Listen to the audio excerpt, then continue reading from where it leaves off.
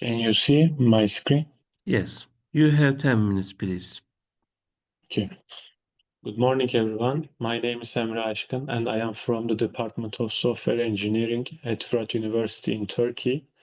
It's a great pleasure to be here and to present our study titled Smishing Detection using Fine-Tuned BERT, which I conducted under the supervision of Association Professor Dr. Muhammed Baykara.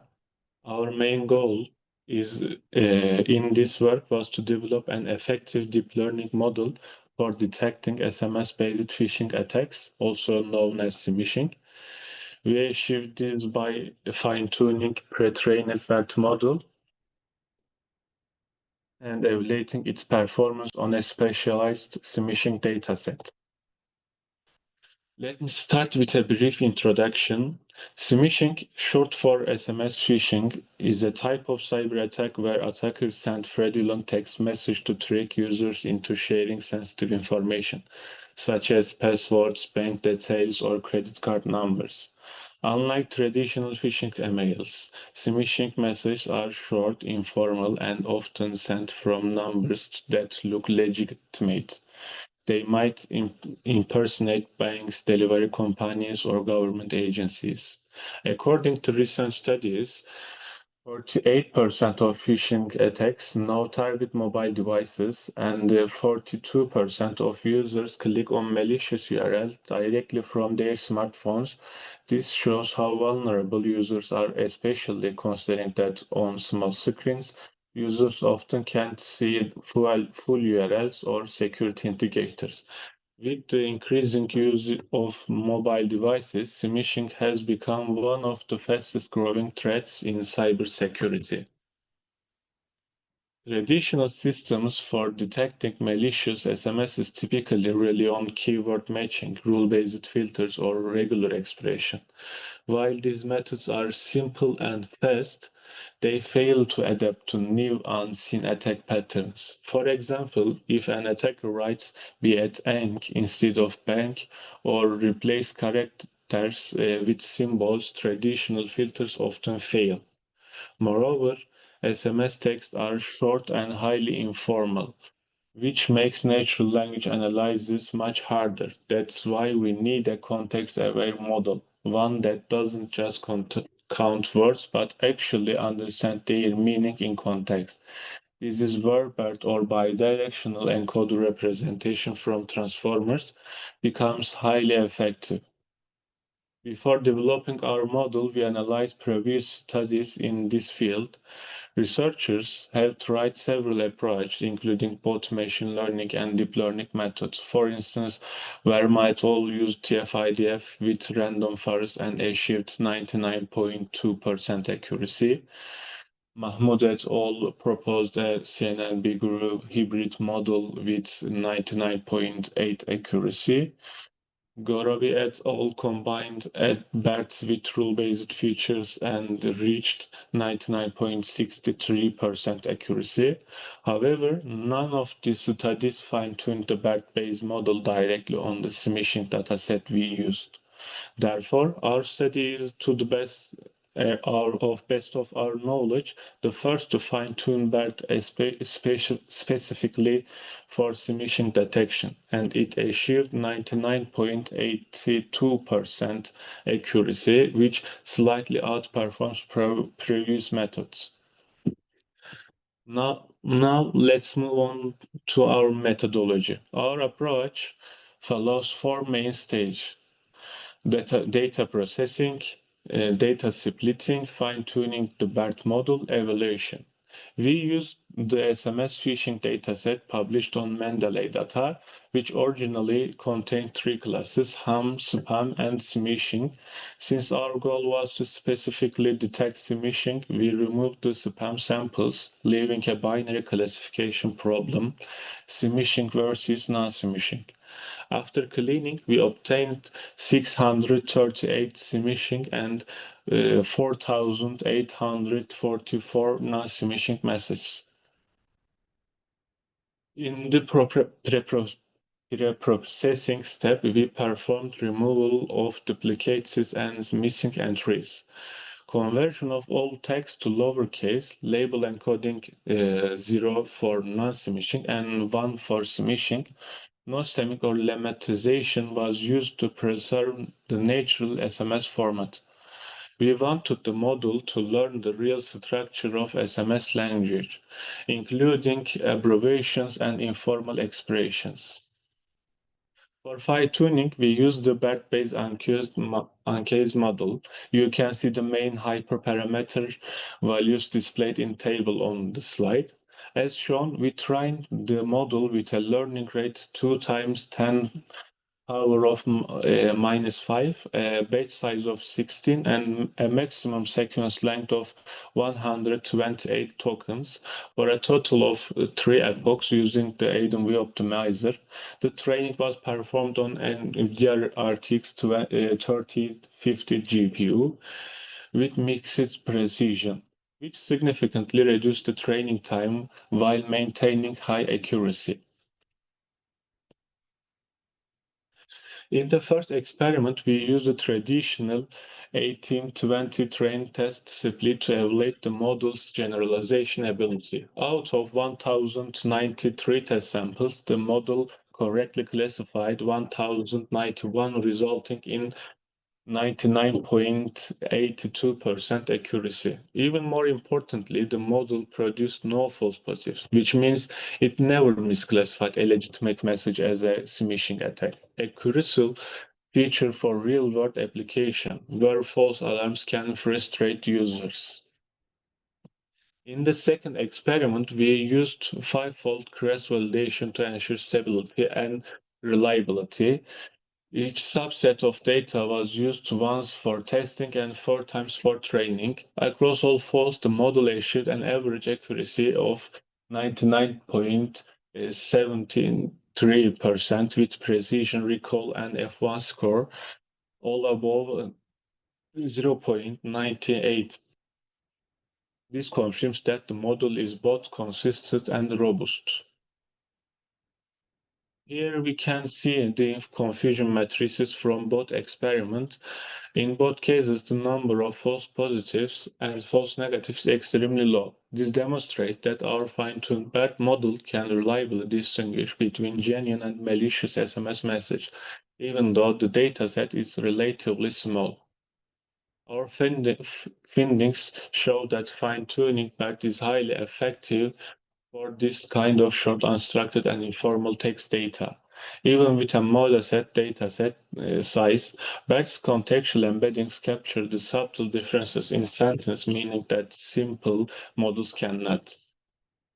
For instance, BERT understands that please call us urgently and call immediately to claim your price might share a suspicious intent, even though the words differ. However, there are also limitations. Since our dataset is monolingual, performance may vary for other languages like Turkish.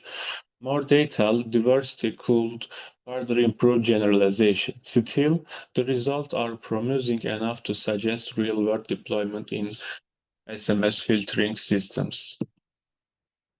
Technically, our model was developed using PyTorch and Hugging Face transformers libraries. The overall workflow we designed follows a modular structures, which makes the project easy to manage and reproduce.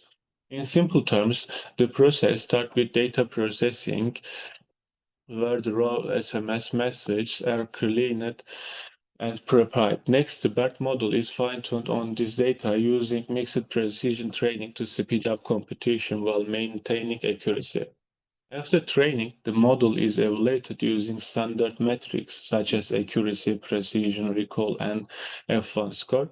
Finally, the trained model can be used to predict whether a new SMS message is smishing or not in real time.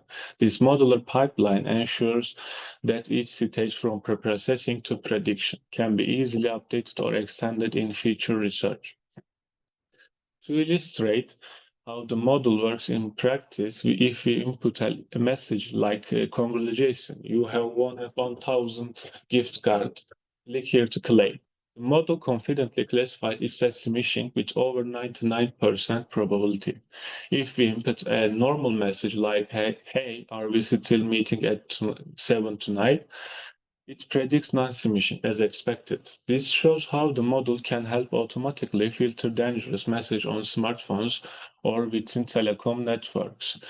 For future work, we plan to extend this study in several directions.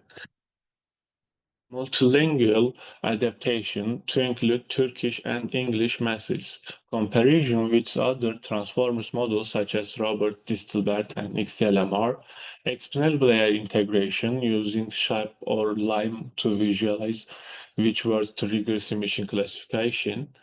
Mobile application deployment, enabling real-time emission detection directly on user's device.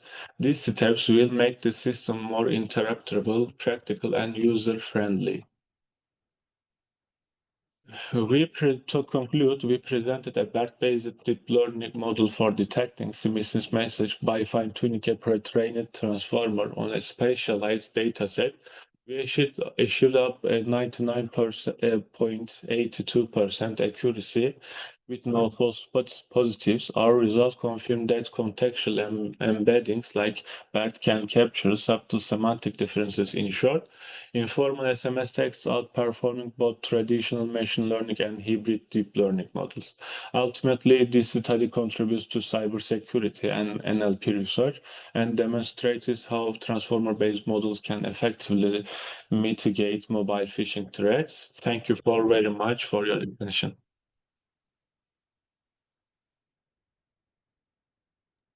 Thanks for your presentation. Dear participant, do you have any question about the study?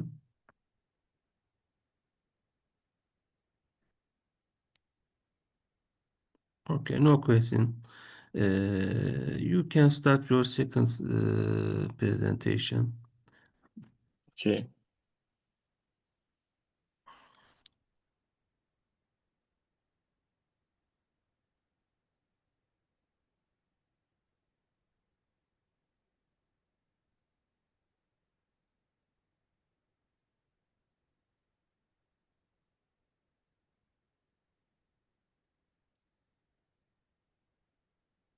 Okay, you have 10 minutes, please. Okay. Again, my name is Emre Aşkın and I am from the Department of Software Engineering and Fırat University in Turkey. I present our study titled Transformer Models for Emission Detection, Benchmarking, and Electra. This research continues the line of our previous work titled Emission Detection using Fine-Tuned BERT, where we fine-tuned BERT for SMS-based phishing detection. In this new study, we took a step forward and aimed to compare two powerful transformers models, BERT and Electra, under identical conditions. Our goal was to determine which model provides better efficiency, accuracy, and computational performance for real-world cybersecurity application, particularly for detecting phishing attacks in mobile environments. As we all know, smishing or SMS phishing is one of the fastest growing forms of cybercrime today. Attackers send fraudulent text messages pretending to be from legitimate institutions such as banks, carrier companies, or government agencies to trick users into revealing personal information or clicking on malicious URLs. According to recent reports, 48% of all phishing attacks now target mobile devices, and 42% of users click on malicious links directly from their smartphones.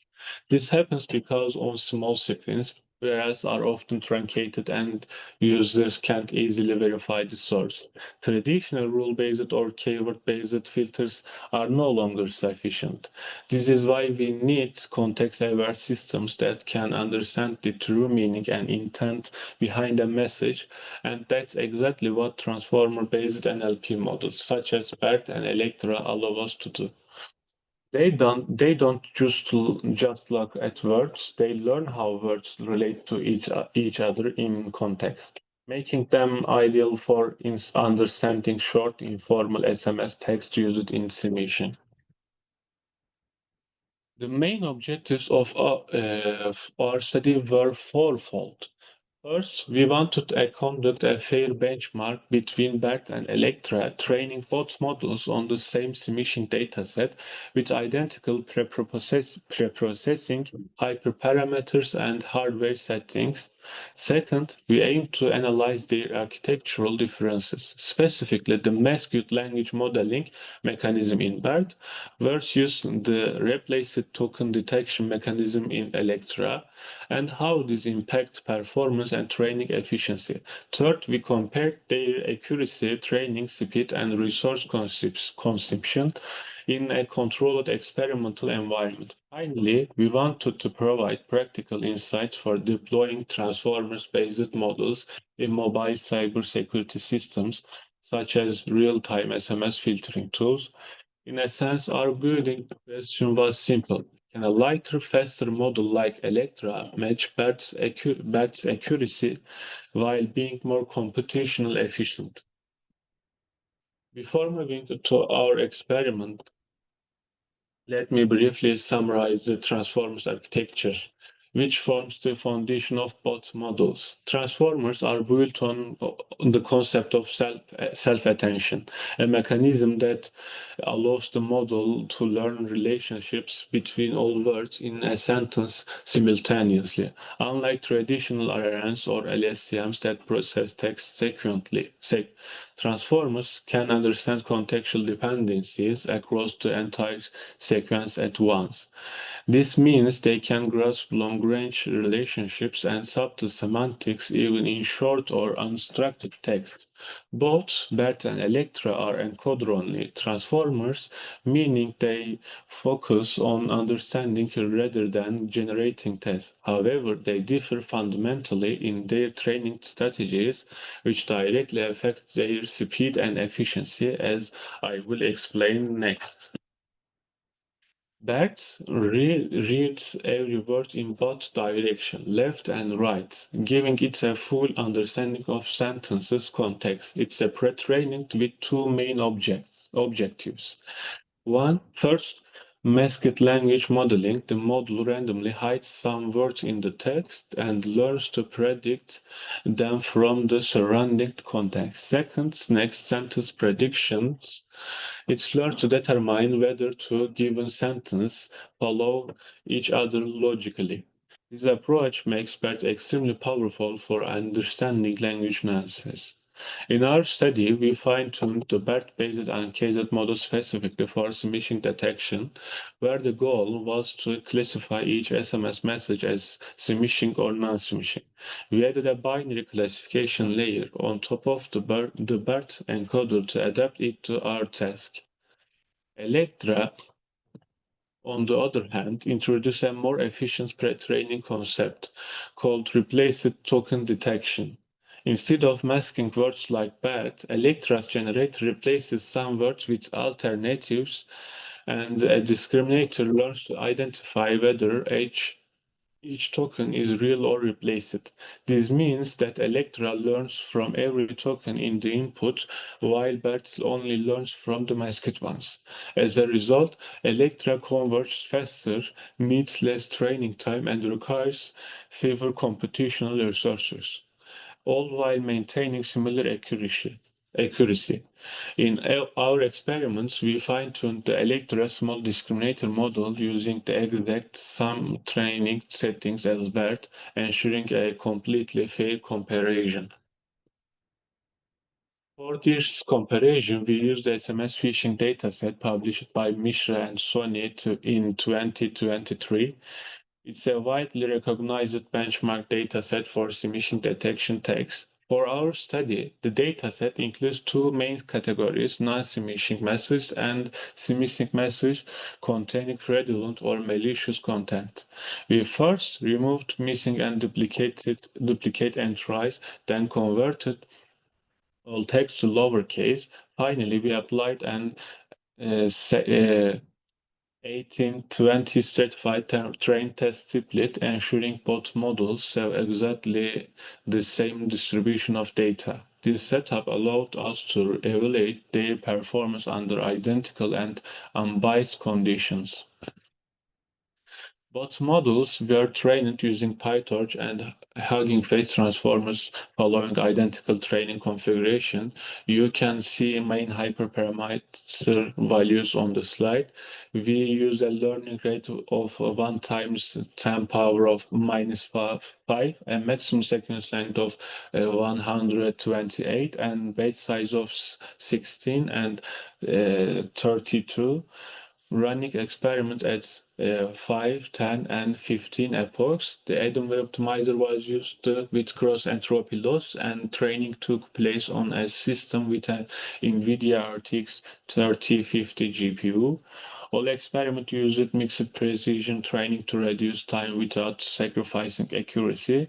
This configuration ensured that any performance difference we observed between BERT and Electra was due to the model itself, non-external factors.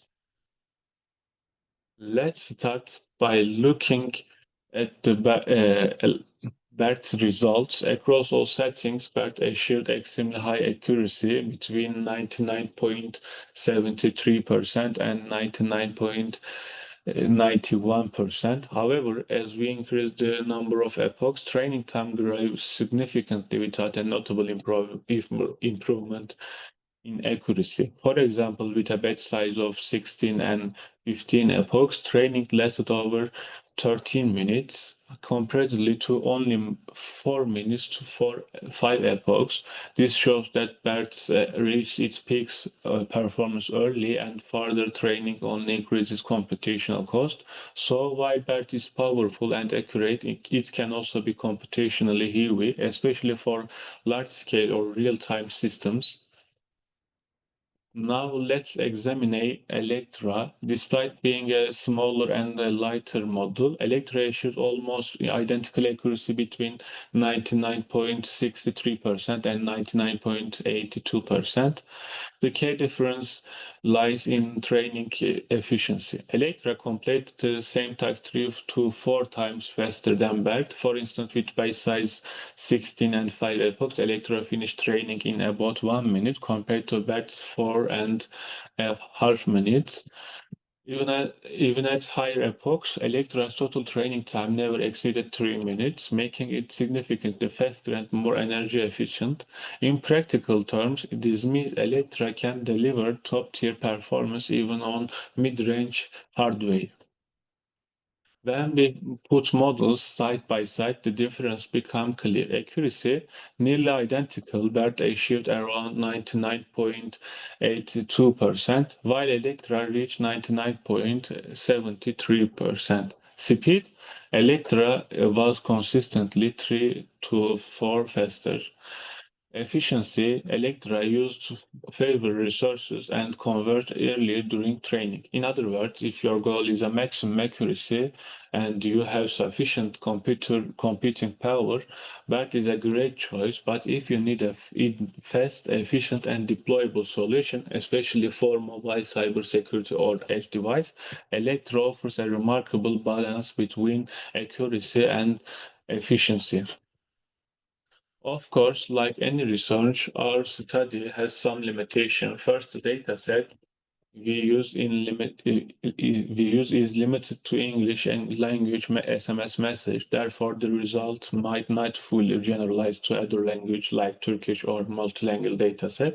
Finally, we haven't yet tested the models under adversarial conditions, such as obfuscated or intentionally manipulated text designed to bypass classifiers.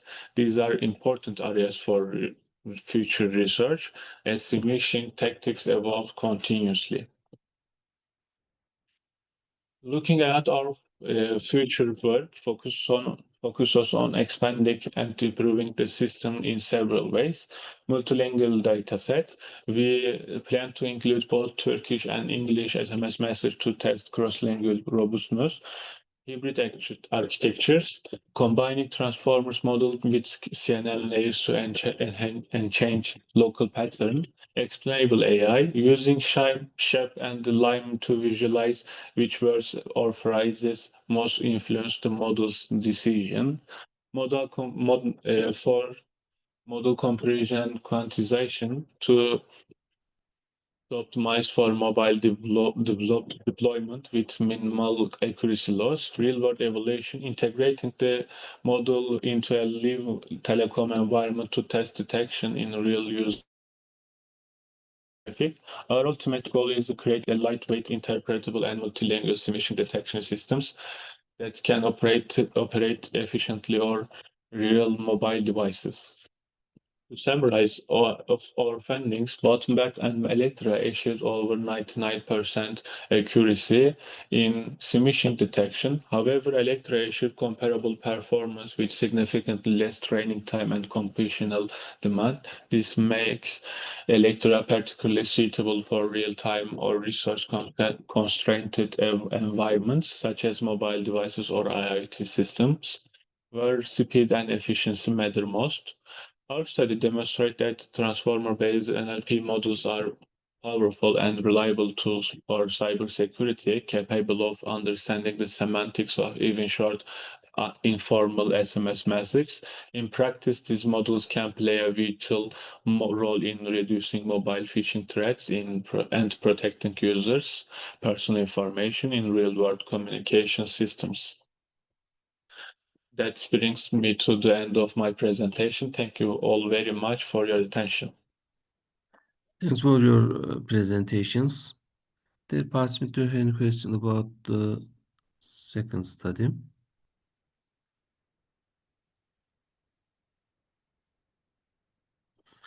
Okay, no questions. Thank you again. I wish you success. Next paper belong to dear Erkut Dere. Hello. Hello. I Are will you share my present?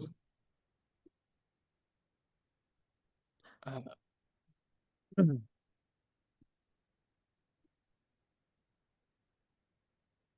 Are you present? I'm just trying to share my screen. Okay. Just wait a second.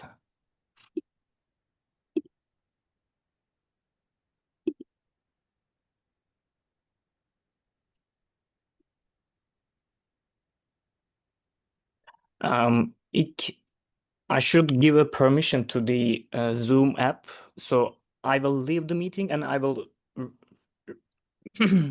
reopen the app.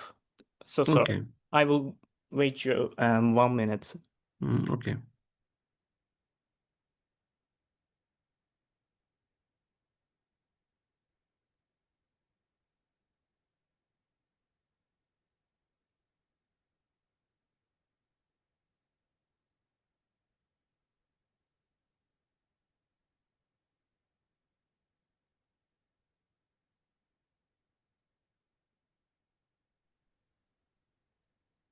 Hello again.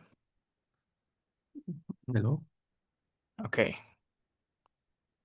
So you can see my screen right now, right? Yes.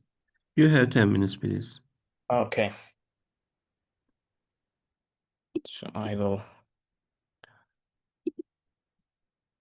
Okay. Hello, everyone.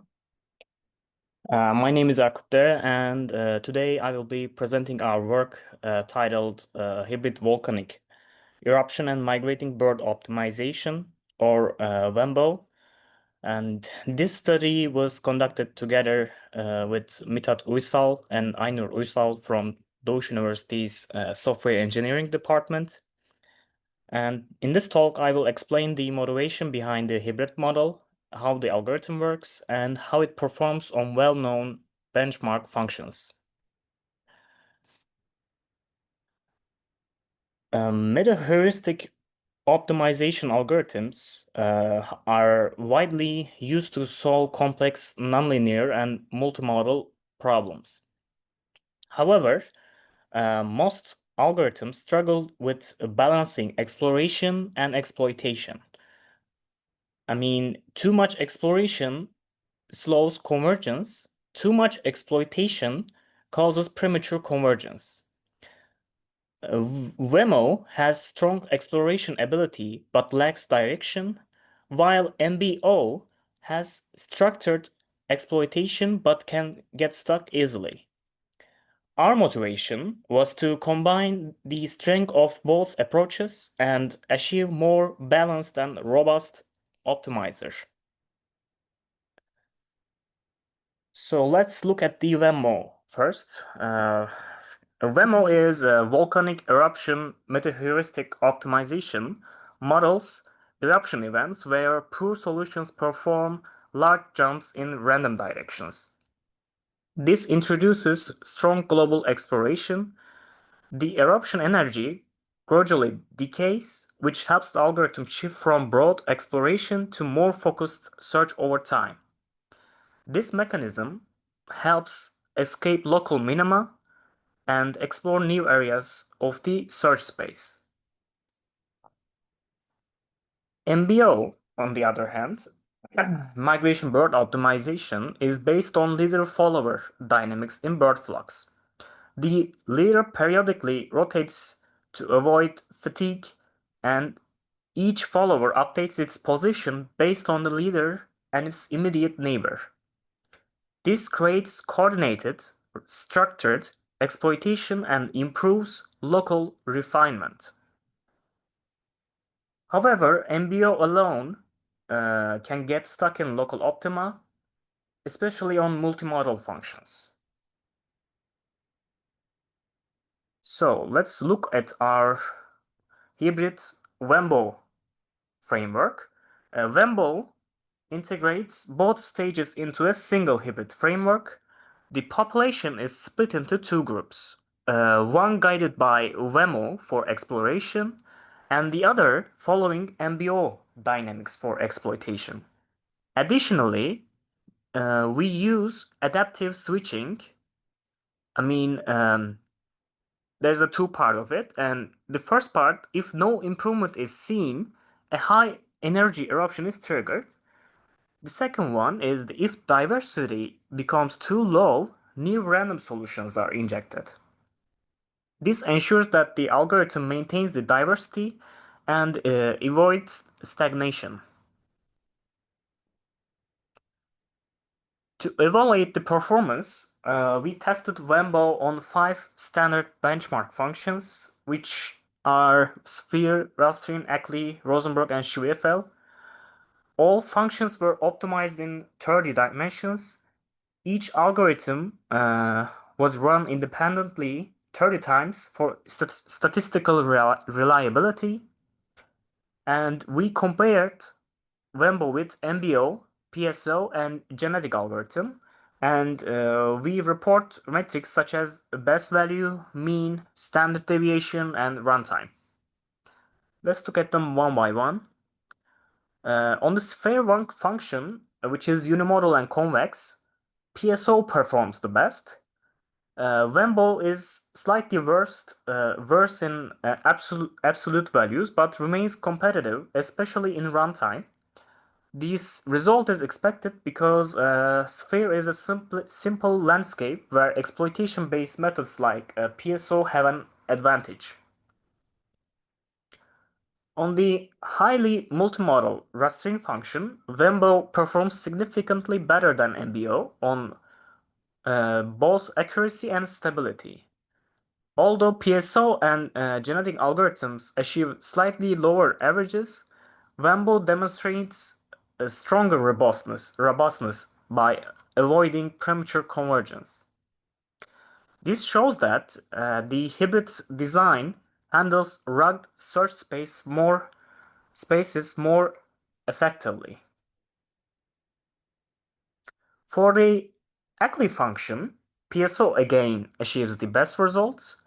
WEMBO still performs better than MBO and offers more consistent and outcomes across runs, and this further supports the idea that the hybrid model improves stability without losing too much exploitation capability. On Rosenbrock, WEMBO does not beat PSO or genetic algorithms, but it remains more balanced and more accurate than MBO, since Rosenbrock requires precise local exploitation. Hybridization helps but does not fully exceed highly specialized methods. The Schwiffel is one of the most deceptive benchmark functions due to its deep local minima. Genetic algorithm performs the best here, but Wembo still outperforms MBO and shows a strong exploration ability. And from this, we can suggest that Wembo is competitive, and especially on multimodal landscapes.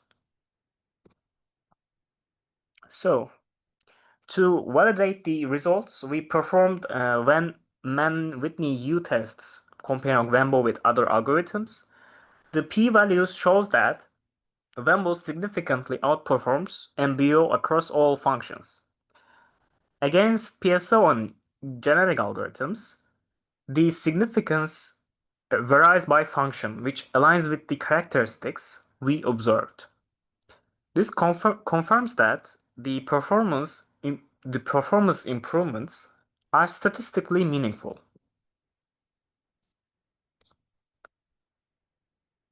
To summarize, Wemo provides exploration, MBO provides exploitation, the hybrid model Wembo model balances the both. Wembo consistently improves over MBO and performs competitively with PSO and genetic algorithms depending on the function type. Future work may include the adaptive parameter control or testing on real-world engineering problems. Thank you for listening, and I'm happy to answer any questions if you have.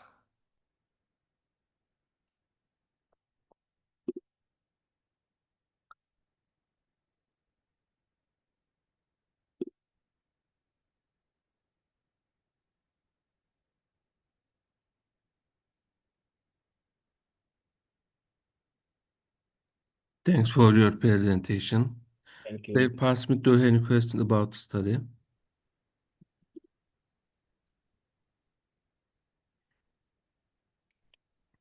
Okay, no questions. Thank you again. I wish you success. Thank you. Next paper belong to dear Furkan Kosova. Okay, let me share my screen. Are ready to present?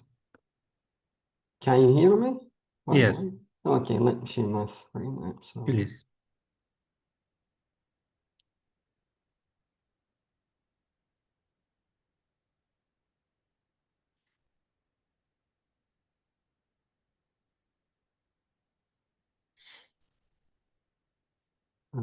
I hope you can see my screen now. Yes, you have 10 Okay, minutes, please. perfect. First of all, good morning. Welcome to my presentation. I am Furkan Kosova. I will be presenter of this study. And this study was supervised by Professor Dr. Nuri Dullu. And we are from the Department of Mechanical Engineering at TOB University in Turkey. Today, I am going to present our latest research on a new method for designing and analyzing pulse shapers. And you can see on the screen our today's agenda for our presentation. I will firstly introduce the Smith-Hopkinson pressure vars system. Then I will explain our methodology, and I will show our key results with you, and then I will discuss our plans for future work. Firstly, here I want to explain what a typical Smith-Hopkinson pressure vars system is. The Smith-Hopkinson is a test setup that is used to study materials at very high deformation rates. And these loading rates are very common in various areas like automotive, aerospace, and defense. But before explaining the working principle of this test method, I would like to answer one simple question: why we need why we need this test rather than any traditional test like compression test or tensile test? Because in conventional test, the loading speed is very low, very slow, and that is why we call this process as quastatic. Quastatic means that these traditional tests are not either static or dynamic. So we need a high deformation rates. So that is why the split-Hopkinson pressure bar system type tests are needed. And as you know, many real-life events are not slow. So we need a high impact, a high explosion in mechanical engineering tests. So a typical split-Hopkinson pressure bar exactly answers this need. And I would like to summarize the working principle of split-Hopkinson test system. We have a striker, and it was triggered by high pressure gas tank. Please ignore the pulse shapers at the moment. The striker hits the incident bar. When the striker hits the incident bar, an elastic wave appears, and this elastic wave moves through the incident bar, sample, and transmitted bar. Unfortunately, we cannot measure the strain directly from the sample. Instead, we have two measurement points from incident bar and transmitted bar by using two strain gauge. By using the output of this strain gauge outputs, we can calculate the stress strain curve for real dynamic conditions at high deformation rates. So that is why we are using this test. But here, what is the challenge? What is the problem? I would like to explain. As I mentioned here, when the striker hits the incident bar, we observe that in the incident signal, unfortunately, there are some ripples in the figure 2a colored as red in this region, as you can see. And also, these unwanted patterns might be also seen in the reflected signal as these ripples unfortunately cause errors while we are generating this stress strain curve. So we would like to get rid of this signal, or we want to have a smooth curve as much as we can do. This is the problem.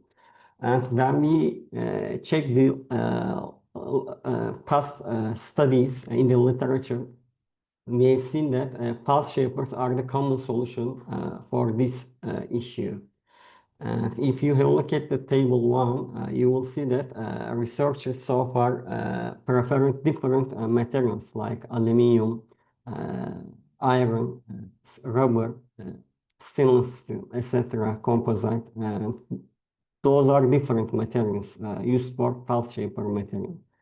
However, what we have seen that almost all of them preferred this type pulse shapers in their study. Also, their design methodology, what we have seen that are mostly based on trial and error approach. So in our study, we would like to create a systematic framework to find the best geometry. And also, we would like to link pulse shapers geometry based on their performance in the spectral domain, not only in the time domain. This is our objective. Before starting our methodology, we just want to show that our finite element simulation models are validated with a very well-known study done by Panovich in 2018. If you have a look at the 3A, figure 3A, you will see the results of Panovich experimental. If you have a look at the figure 3B, you will see that our simulation perfectly match with the experimental data of Panovich. And for this study, for the scope of this study, we designed almost 40 different pulse shaper profiles. And to make this analysis clear, we divided all pulse shapers into the three main categories. The first group is the solid disk, the second group is the ring type, and the third group, which never studied by anyone so far, includes the unique quantum shapes, which we suggest. As you can see in the here, for the group first, we use the classic solid disk shapers. Those are the most common types, as I mentioned earlier. What we observed here, let me explain. When we change the thickness of the pulse shaper, we have seen that the wave shape doesn't really change. And the only change is in the peak value. It goes up or down, but the incident wave shape doesn't change. but we change the diameter of the solid disk, we have seen that the incident wave shape are affected. So we can say that the geometry of pulse shapers are affected by geometry, not the thickness itself. Okay, this is the first group, and this is the second group. As I mentioned, those are the ring pipe shapers. Here, as you can see on the screen, you can see an example. The outer diameter is fixed. The only change will be in the inner hole size. What we saw that for this group, the behavior of ring shapers, unfortunately for the group 2, is less predictable than solid disk. And we have seen that for some ratios, we have smooth wave, but for some other ratios, we have seen unstable incident wave or irregular waves, let's say. So we can say that the performance of the performance of group 2 type ring shapers is very sensitive to this ratio. But so far still we haven't told anything related to spectral domain. We are still in the time domain. So for this issue, to get rid of the ripples, we have a framework proposal, and I would like to explain it to step by step. Firstly, we suggest that design pulse shapers as much as you can do and put them to your finite element model and execute the simulation. Once you execute, collect the stream values from the same location for each pulse shaper simulation. Afterwards, take the incident waves and convert them, these incident waves to spectral domain. Once you convert them, we suggest two different spectral features to be used. One is spectral centering, the second one is the spectral bandwidth. Once you have a matrix for these pulse shapers in the spectral domain, we suggest to map them onto the TSNE map. As you know, TSNE is a clustering algorithm. On the other side, we suggest that to convert those CAD models to STL values. And afterwards, these STL values will be a point cloud, and we suggest to feed these point clouds to point encoder algorithms. Once these are fed to point encoders, you will have a latent vector. So there will be different mathematical signature for different pulse shapers. And then once you match the TSNE map with the spectral domain, we have this figure 6. This is a TSNE 2D heat map for pulse shaper profiles between 30 and 40. What we have seen in here, if you have a look at carefully, you will see that there are some red and yellow areas. Red and yellow means that for us, we have high spectral bandwidth, which is bad for our Hopkinson pressure test, because it means that we will have ripples. In blue areas, as you can see on the screen, it means that we have a low spectral bandwidth. So this is our aim, in fact. So it means that we will see a clean and smooth wave. So what we've seen, if we want to make a comment for this performance metrics, we suggest square, cross, and star shapes show good results. And we would like to use these pulse shaper geometries in the future. So, as I mentioned, we successfully built a new framework to evaluate pulse shapers, and we linked 3D geometries to spectral performance, and our TSNE map visually separate good designs from bad designs. For our future work, we would like to validate our results with a real Hopkinson pressure bar test in our laboratory, and we would like to expand our models with different complex models and materials to get more accurate results. And thank you so much for listening to me. If you have any questions, maybe I can respond to you. Thanks for your presentation. Dear participant, do you have any question about the study?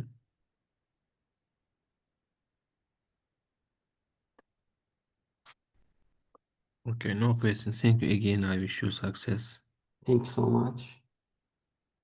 Next paper belong to the Kenan Kocaoğlu. Hello. Hello. Are you ready to present? Yes. Let me. Okay. Is my screen on? Yes, yes. All right. You have 10 minutes, please. Okay. Hello, everyone. Today, I will represent our work LeafNet, which is a result-efficient deep learning model for reliable leaf classification. This is a joint work with Mehmet Sezgin. First, let me start by framing the problem we are trying to solve here. Plant species identification is fundamental to several critical areas: ecological monitoring, agricultural management, and biodiversity conservation. Traditional methods rely on manual morphological analysis by botanical experts. While this works, it has significant limitations. It's labor-intensive, time-consuming, and suffers from inter-observer variability. When you are dealing with large-scale datasets or field conditions, these methods simply don't scale. So the question we asked ourselves was, can we think an automated solution that's both accurate and efficient enough to run on resource-constrained devices? If you look at the related works in this area, we can see that deep learning has revolutionized image classification, and convolutional neural networks have been successfully applied to plant identification. Models like ResNet, VGG, and EfficientNet achieve excellent accuracy in this field. However, there is a catch here. These models are parameter heavy. We are talking about millions or sometimes hundreds of millions of parameters here. For example, ResNet 18 has 11.7 million parameters. This translates to high computational costs, a significant amount of memory requirements, and slow inference times. This makes deployment on edge devices like smartphones or IoT sensors in agricultural fields extremely challenging. So what farmers and field researchers need is a model that can run on their mobile devices without requiring cloud connectivity. That brings us our model called as LeafNet. Our contribution is a novel convolutional neural network architecture that approximately 15,000 to 35,000 parameters, depends on the configuration. We will talk about that later. That's a 95% reduction compared to the standard lightweight models like MobileNet version 2, which has 3.5 million parameters. Here's the key here. We achieve this efficiency without sacrificing accuracy. We reach 98.34% classification accuracy with only 32,000 parameters. Before diving into the technical details, let me explain our design philosophy. We had three key objectives here: minimizing redundancy, maximizing information flow, and enabling adaptive learning. These principles guided every architecture decision. Now let me show you how we achieve this. First, let me start with the ghost modules, which are fundamental to LeafNet's model efficiency. Traditional convolutional neural networks generate many redundant feature maps, wasting parameters and competition. However, ghost modules use a two-step process. First, a standard convolution generates a small number of intrinsic feature maps. For example, if we want 64 output features, we only generate 32 intrinsic features. Second, we apply cheap depth-wise convolutions to these intrinsic maps to generate ghost features. Depth-wise convolutions operate on each channel independently, making them much cheaper. Finally, we concatenate these intrinsic and ghost features. The mathematical beauty is that this reduces computational cost to approximately half of a standard convolution. The formula here, if we want n outputs, we generate n over s intrinsic features and then create s minus 1 ghost features from each, where s is typically 2. This is why LeafNet achieves rich feature representations while using roughly half the parameters and the computations. Secondly, shuffle blocks addresses information flow. In group convolutions, channels in different groups cannot communicate, restricting information exchange. However, channel shuffling solves this by reorganizing channels after group convolution, splitting them, and transposing so that channels from different groups mix together in subsequent layers. This is a parameter-free operation, just a reorganization of the data. So we dramatically improve feature diversity without adding any learnable parameters. Each part of the network can now leverage information from every other part. Now let me explain the textured attention mechanism here, which is critical for our leaf classification. The texture carries enormous discriminative informations for leaves, vegetation patterns, surface characteristics, or disease spots. Our attention mechanism allows the network to focus on what matters most for the image. It works simply. There is a global average pool and creates a channel-wide descriptor, then two one-by-one convolutional layers with pseudo and sigmoid activations, which produce weights between 0 and 1. These weights multiply with the original features, emphasizing the important channels and suppressing less relevant ones. Then this attention is integrated into each leaflet block, allowing dynamic focus at multiple processing stages. It is computationally cheap but provides significant discriminative power. And our adaptive activation function is traditional. First, let me compare it with traditional ones. Traditional activations like ReLU are fixed, but different features might benefit from different nonlinearities. We introduced learnable parameters here, alpha and beta, that allow each channel to adjust its activation behavior. We combined swish and GELU activation functions. Why did we do this? Because swish provides smooth, non-monolithic and behavior for deep network training. GELU offers us probabilistic interpretation and excellent performance. By learning to blend these, the network adapts to specific deep feature characteristics. Texture detecting channels might learn from different values than shape detecting channels. This flexibility comes with minimal cost, just 2 learnable scalars per channel. The leaflet block is basically a combination of these features. Let me show you how everything comes together. Each block follows this sequence. Input passes through a ghost module for efficient feature generation. Then a shuffle block mixes information across channels, followed by our adaptive activation function. Then the attention mechanism, where input and output dimensions match here. I'm sorry, the attention mechanism we discussed reweights the features. Then, where input and output dimensions match, we add residual skip connections. This allows gradients to flow directly backward during training, preventing vanishing gradients in deeper networks. This modular design means we can stack multiple LeafNet blocks to build deeper networks while maintaining efficiency. Pyramid feature function fusion is here. Focus on here.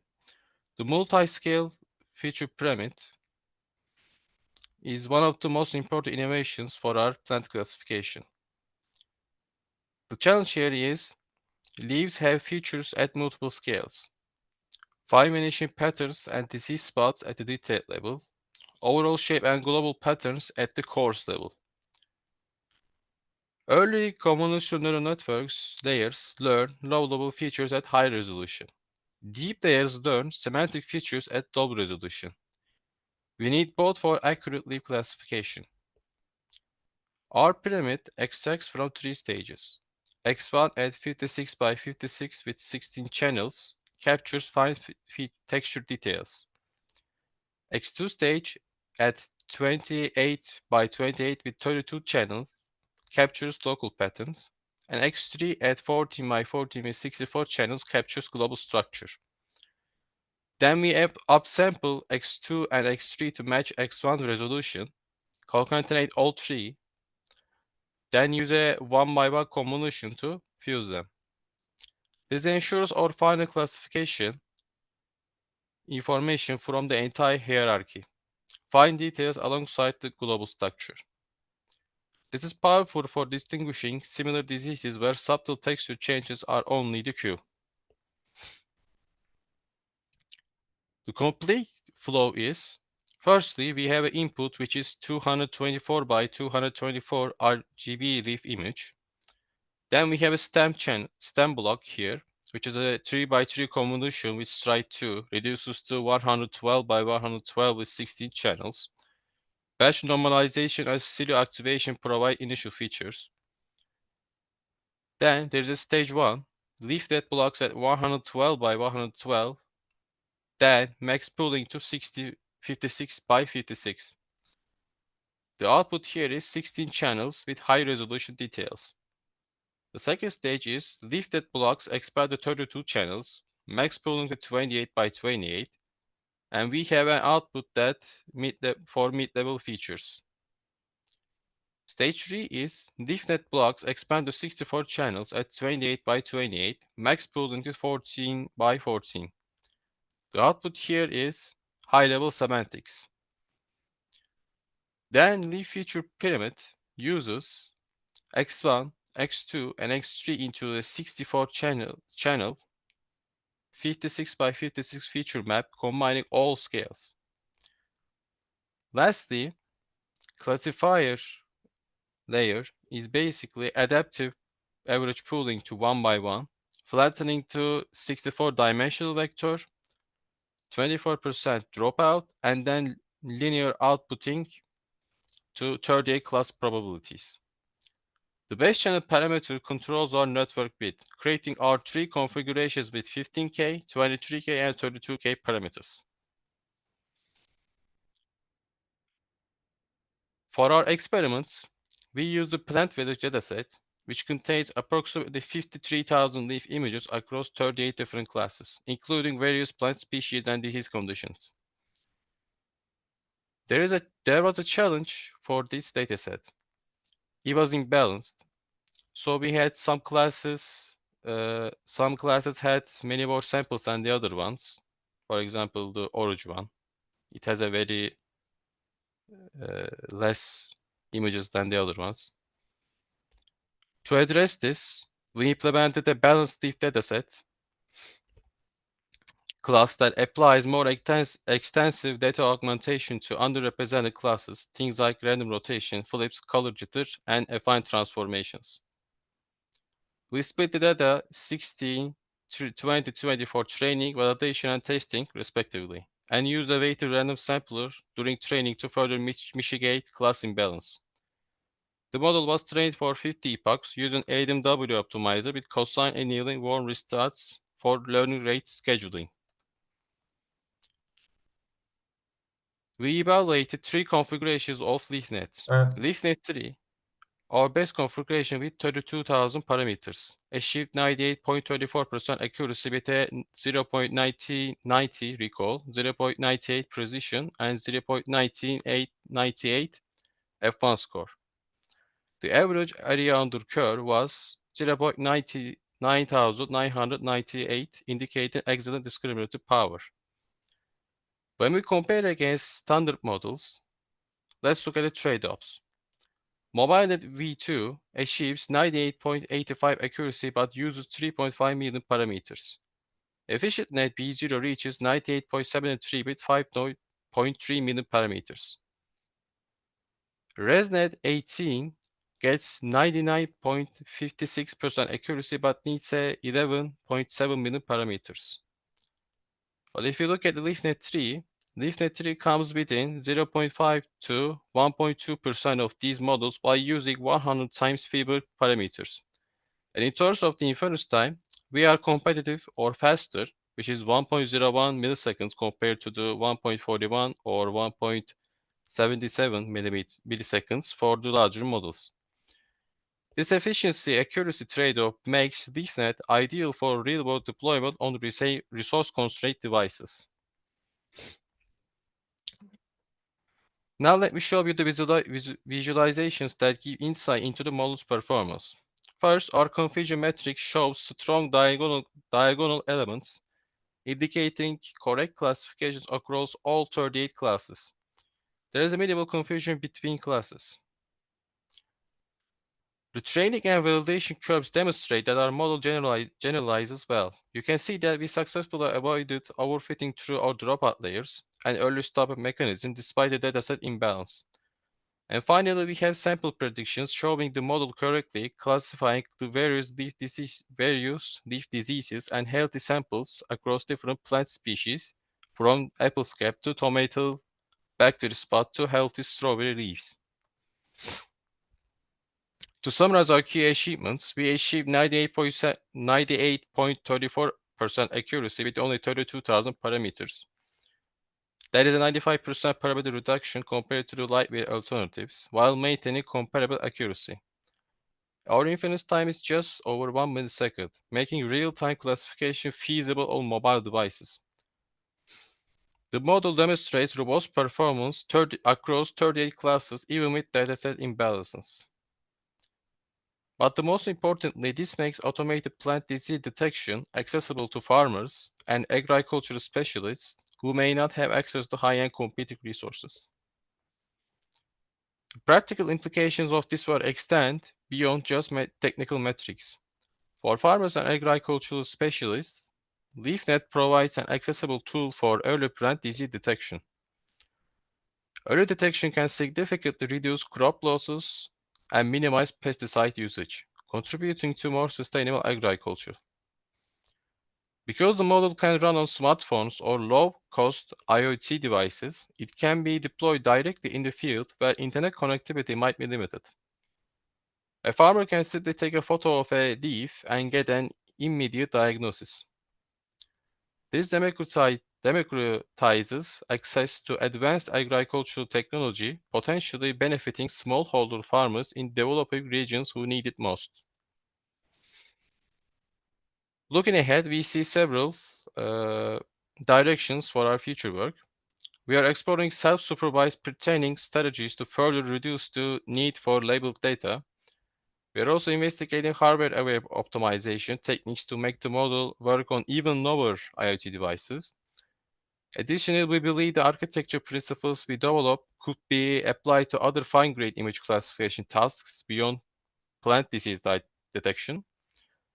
And in conclusion, LeafNet demonstrates that with careful architectural design, we can achieve state-of-the-art accuracy while dramatically reducing model complexity. This opens up new possibilities for deploying AI in resource-constrained, real-world agricultural applications. Thank you for listening. If you have any questions, I can answer it. Thanks for your presentation. Dear participants, do you have any questions about the study?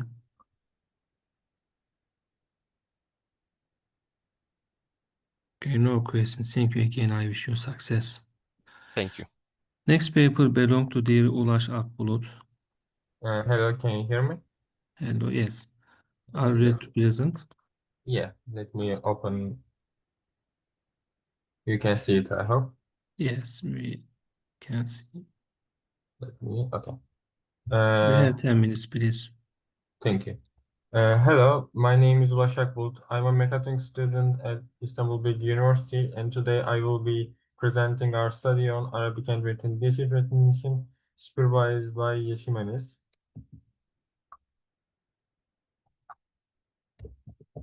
I see this. Sorry.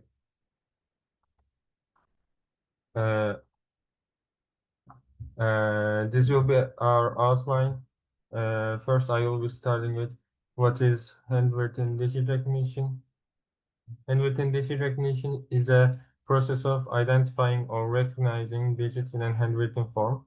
This task is typically accomplished by using machine learning algorithms that are trained to detect and learn patterns within large databases of digit samples. Here, in our case, we have two different data sets for training and testing. One is a widely used MINIS dataset that includes 60,000 Arabic digit images that we use for our testing for the neural networks we have used. And the other is a data set we gathered manually through a website we have created, which I will explain shortly. Our data set is participated by 18 people with a total amount of 1.8 thousand different image data. And for both of our neural networks that we used, they have input layers corresponding to 784 features representing the flattened 28 times 28 pixel images, while images of Arabic handwritten digits, while their output layer contains 10 neurons, each representing one of the 10 digit classes, as you can see from down here. Like I said previously, we have created a website with two functions. One is to collect data from our participants, and the second is when we finish our neural networks to combine both to create a recognition software where it can recognize the handwritten digits you drawn on its canvas. Now to start to talk about neural networks. First neural network we have used is a multilayer perceptron, or you can also call it feed-forward neural network. I already talked about the input and output layer a bit, so when it comes to rest, we employed a sigmoid activation function in both its hidden and output layer, which adds nonlinearity and enables the network to learn complex mappings. Here you can see its formula. The training phase was conducted using supervised learning with the backpropagation algorithm. Each training example was forward propagated through the network to generate predictions, which were compared against the target outputs encoded in one hot label. And the resulting error was propagated backwards through the network, and the weight matrices you can see here were iteratively updated to minimize classification error. Training accuracy was computed at the end of each epoch to monitor convergence. In the testing phase, the network's weights were fixed and only forward propagation was carried out to generate predictions. The final classification accuracy was then computed to evaluate the generalization ability of the model, ensuring that its performance extended beyond the training data rather than reflecting simple memorization. Our second neural network is a convolutional neural network. To start explain this neural network, in this model, the convolution layers use filter size of 3 times 3 with 10 filters per layer. After convolution, the relay activation is applied to introduce nonlinearity into the network. This ensures that negative activations are suppressed, thereby improving the training efficiency and mitigating the vanishing gradient problem. In the pooling layer, max pooling with straight 2 is used, effectively halving the width and height of the feature map. Batch normalization also employed to stabilize and accelerate the training process by normalizing activations between layers instead of being applied to raw input data. At the final stage of the convolution neural network, the features extracted by the convolution and pooling layers are flattened and passed into a fully connected layer. Within the fully connected layer, outputs 10 units corresponding to digit classes 0 to 9. The software function also converts the final output into probabilities over 10 classes. The augmentations that we used are random rotations between -15 to +15 degrees, random translations up to 3 pixels in both directions, and random scaling between minus and plus 10 percent. All these ensure that the model learns to recognize digits under varying orientations, shifts, and sizes, thereby enhancing its robustness. The network is trained using the cross-entropy loss, which quantifies the error between the predicted probabilities and the true labels. And finally, the trained convolutional network is evaluated by using classification accuracy. When it comes to results, first I will talk about our multilayer perceptrons training results. Here, as you can see, it's the highest accuracy percentage in training came from the hidden layer 20 and learning rate 0.99 by it being 98%, more specifically being 97.6%. And when we try to increase its iterations, we realize it does go lower. In its testing, we also recognize a similar situation where learning rate and hidden layer was 0.99 and 20 at its highest at 100%. And when we try to increase its iterations, it's again degraded over 0.65. But then we realized CNN was a better model to put it in our website. So when we started looking at its results, the best result came from the learning rate 0.05 at 99.38%.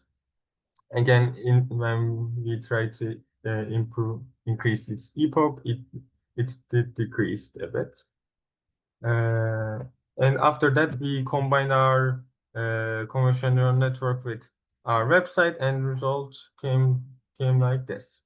Here you can see that it can, when we give random Arabic digits, it reads them according to what they are. Here for it's supposed to be 6, 7, and one I made is 8, if I remember right. Okay. In conclusion, we have created a website to collect data and recognize and add a recognition function for Arabic handwritten digits. MLP and CNN architectures have been employed for the recognition tests for both available and custom datasets. Both architectures provided high accuracy in the recognition test with CNN outperforming MLP. And for our future work, the study can be expanded by getting more data and utilizing new deep network architectures. These are references. Thank you. Thanks for your presentation. Dear participant, do you have any question about the presentation?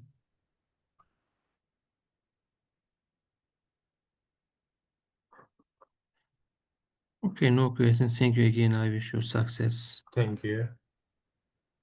Next papers belong to dear Xiuying Lu. Dear Lu, are you online?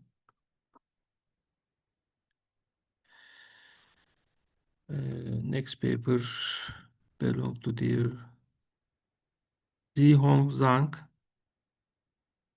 Are you online? Dear Ekrem Demir, are you ready to present?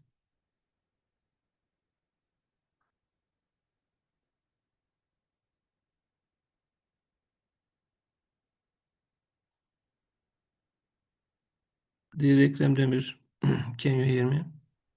I can hear. Do you hear me? Yes. Okay. If you are ready, you can start your presentation. Okay. Do you see my presentation? Yes. Okay. Hi everyone. I am Ekrem Demir. I am a research assistant in the Department of Electric Electronic Engineering at Karabük University. The topic of my study is reduced sensors model predictive control for three-phase grid-connected inverter using extrapolation technique. In this section, present contents between 3 and 2, there is introduction section. In 5, there is parameters of the designed SL filters. In 6 and 7, there are respectively traditional model predictive control strategy and proposed reduced sensor MPS control strategy. Simulation results are presented between 8 and 12. And finally, there is conclusion section in 30. Model predictive control is one of the most widely used control methods in power electronics applications today. MPC is a closed-loop strategy that uses inputs to force outputs to a specific reference signal based on the measured signals of the system. This method has the advantage of dealing with multiple control objectives and non-linearities. This method also has disadvantages such as not having ideal switching characteristics and being costly to the number of sensors. In this article, reduced sensor MPC control method is recommended to reduce the cost of the SL filtered system used shown in this figure. This proposed MPS and traditional MPC methods are implemented in the MATLAB Simulink environment to analyze their performance. In this section, this table presents the information about the parameters of the ASL filter used in the simulation of this study is presented. You could find how to design of the ASL filter from reference 1 and 2.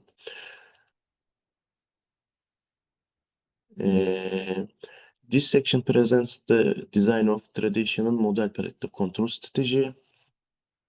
The main feature of these algorithms is to predict the future behavior of predefined control variables over a time horizon with a given sampling time. Then the predict variables are used to obtain the optimal switching state by minimizing the cost function. As a first step to estimate the grid current of the system, the phase neutral voltage and the inverter output voltage are represented as from equation 1 to 4. After that, the dynamical model of these systems expressed from 6 to 8.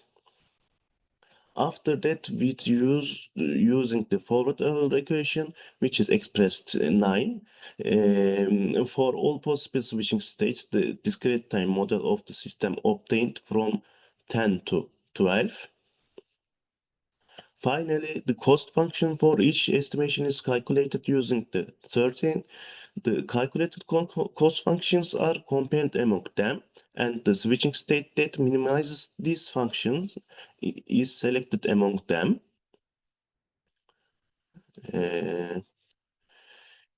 This section presents the design of the recommended reduced sensor MPC control strategy, which consists of 3 parts, A, B, C. In this design, our aim is to reduce the number of sensors by estimating the capacitor voltage and inverter side current. For the part A, As the first step, the dynamical model of the capacitor voltage is expressed 1. After that, with using the forward error equation, capacitor voltage is expressed again in 2. The inverter current is expressed in 3 using Lagrange extrapolation for a sinusoidal signal. The Lagrange extrapolation is shown here and here.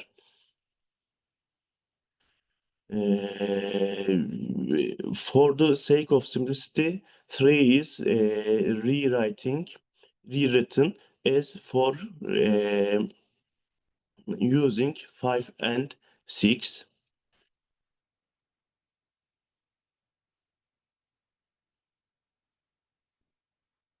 The operations in part A have been used in part B in the same manner, and the capacitor voltage expressed in 9 has been obtained from the dynamical model of the inverter current on the grid side expressed in 7.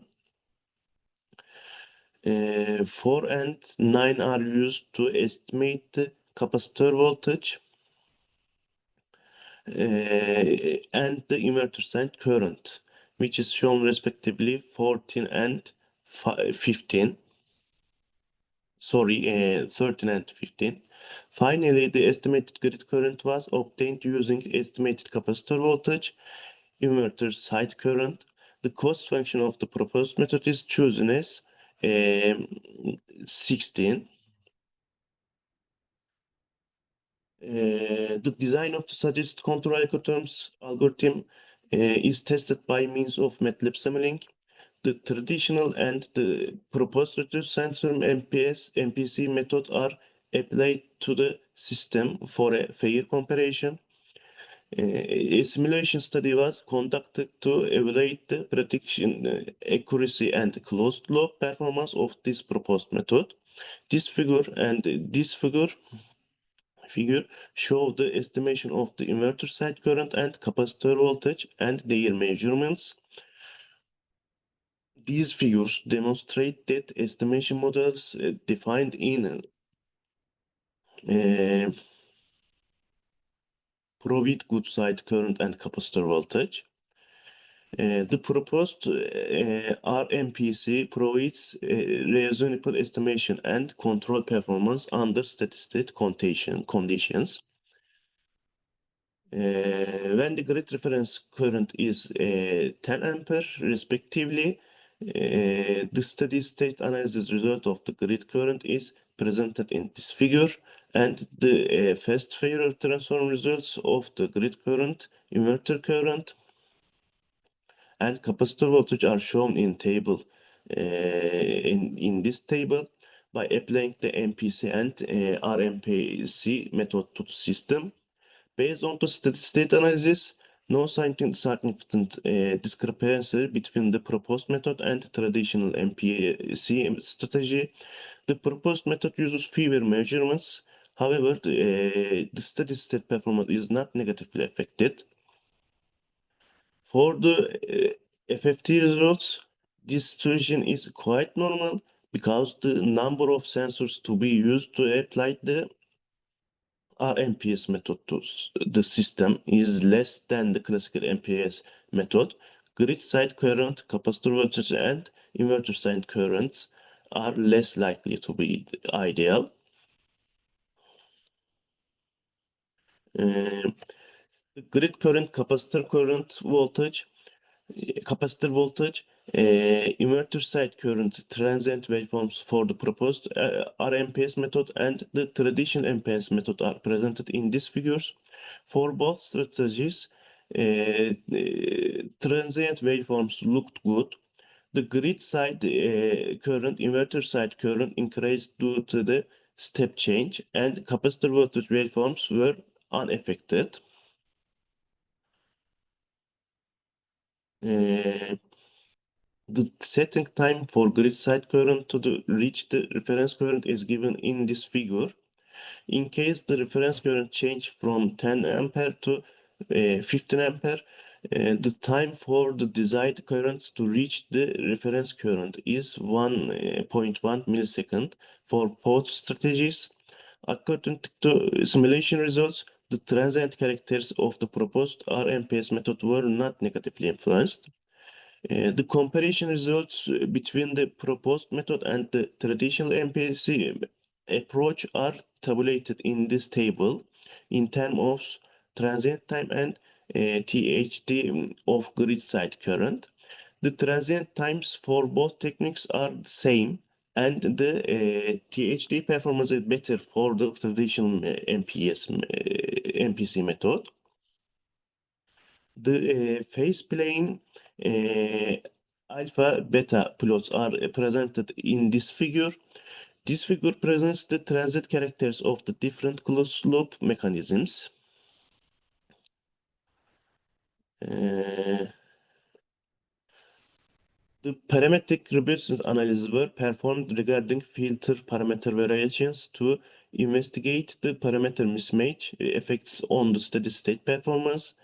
This first robust test was conducted to explore the possible influence of the inverter side inductor variations on the grid side current THD as shown in this figure. The traditional MPS showed a better robust performance. The robustness analysis regarding grid side inductor variation and filter capacitor variation are shown in this figure and this figure respectively. The similar robustness characters are observed in these figures. As a result, the traditional MPS method performs better in the case of parameter mismatch in the LCL filter. If MPC method is applied to a three-phase grid-connected LCL filter inverter system, the high number of sensors to be used increases the cost. Therefore, this study proposes a new control method, the RMPC method, which reduces the number of sensors. MPC and RMPC methods are applied to the system in MATLAB simulink environment. As a result of this simulation, it is seen that the steady state FFT and robustness analysis give better results when the traditional MPC method is used in the system. This is an expected characteristic since fewer sensors are needed when applying the RMPS method to the system. In case the reference current increases from 10 ampere to 15 ampere, transient analysis of the grid current, inverter current, and capacitor voltage was performed. And as a result of this analysis, it was seen that the grid side current, inverter side current, and capacitor voltage reached the reference signal. This section presents the references. You can find how to design of the LCL filter from these references. That's it. Are there any questions?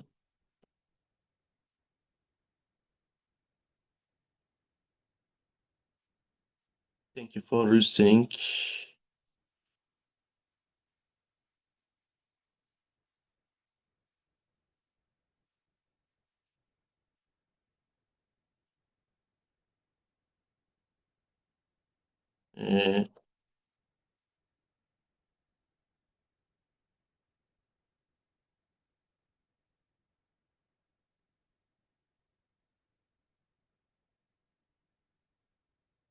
Allah Allah.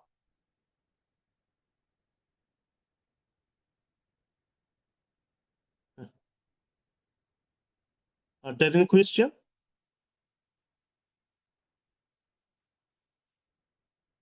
Do you hear me?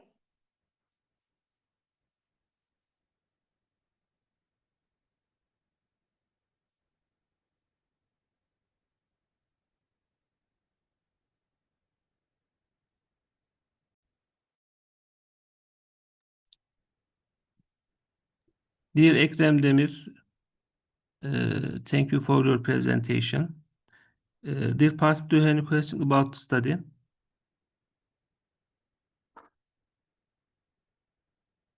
Okay, no questions. Thank you again. I wish you success.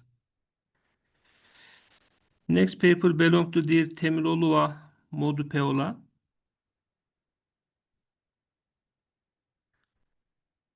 Dear Temiroğlu, Yes, Odupeola. yes, I'm about to share my screen right now. Okay. If you are ready, you can start your presentation.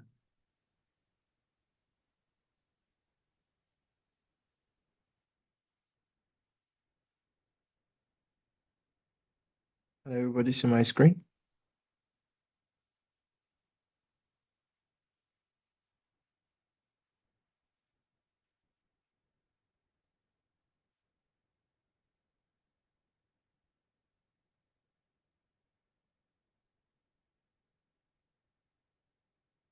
Can everybody see my screen? Yes, you can start. Thank you. Good day, everyone.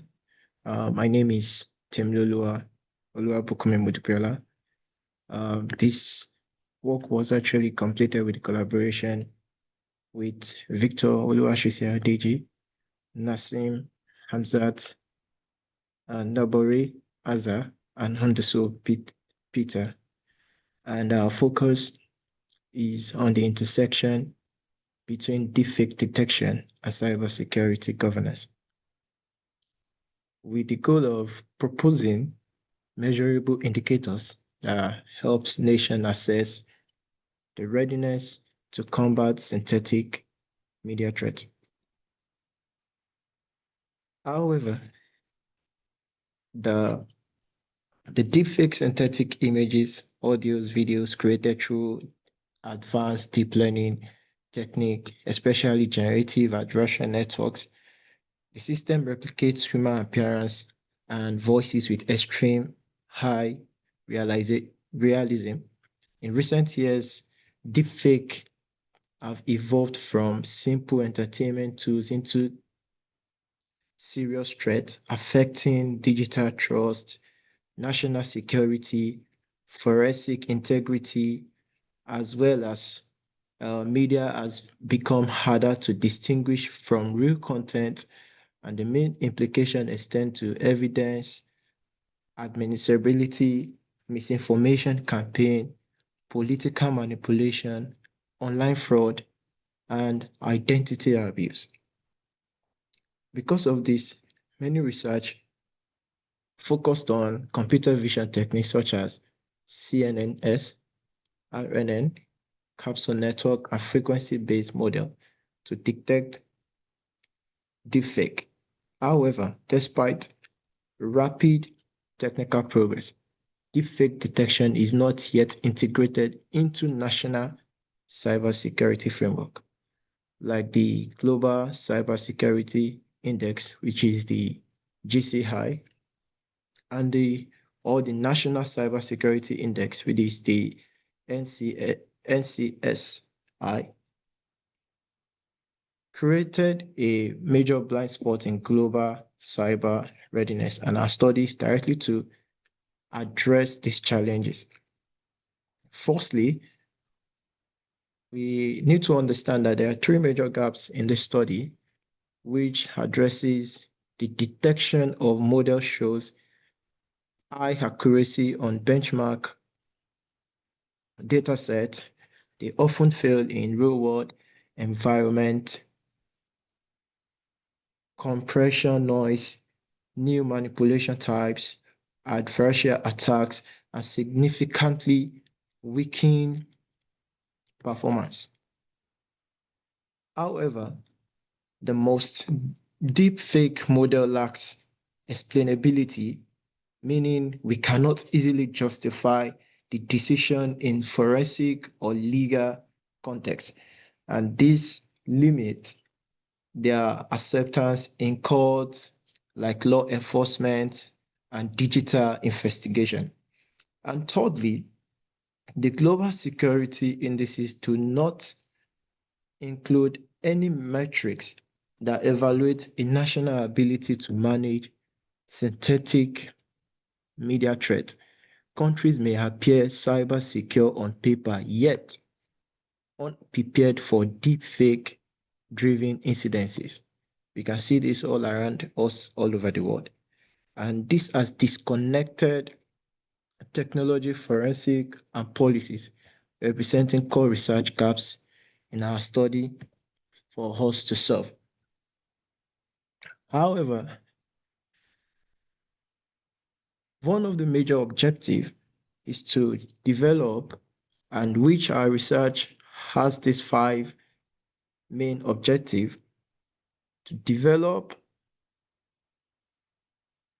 a conceptual framework that connects deepfake detection with national cybersecurity readiness, and which is actually making us to introduce 2 constructs, which is a synthetic media threat index, SMITI, and the AI forensic readiness score, which is the AIFR.